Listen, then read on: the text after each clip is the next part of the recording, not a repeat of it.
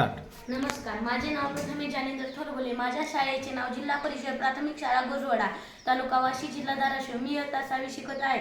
भारताचे पंतप्रधान श्री नरेंद्र मोदी यांनी एक प्रकल्प सोडलेला आहे, संकल्प सोडलेला आहे, विकसित भारत किंवा वोकल फॉर लोकल किंवा आत्मनिर्भर भारत। याचा मुख्य हेतू आहे की आपल्या जवळपासच्या समस्या शोधणे व त्यावर उपाय आपणच शोधणे हा या संकल्पाचा मुख्य हेतू आहे। तर जसे की मी या समस्येवरून माझ्या गावातील एक समस्या काढलेली आहे। माझ्या गावात 4-5 महिने झाले खूप पाऊस पडत आहे व महापूर येत आहेत।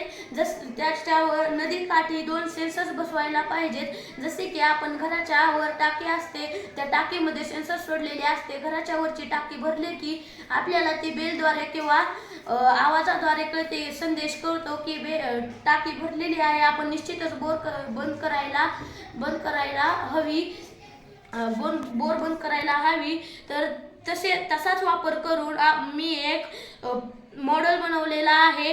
यातून एक नदी चाललेली दिसते, त्या नदीच्या दोन्ही बाजूला सेन्सर्सचे खांब बसवायला पाहिजे। ते सेन्सर्स नदीत सोडायला पाहिजेत,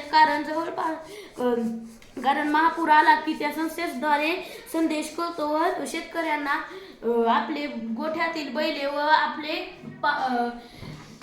व आपण सुरक्षित ठिकाणी जायला वेळ मिळतो।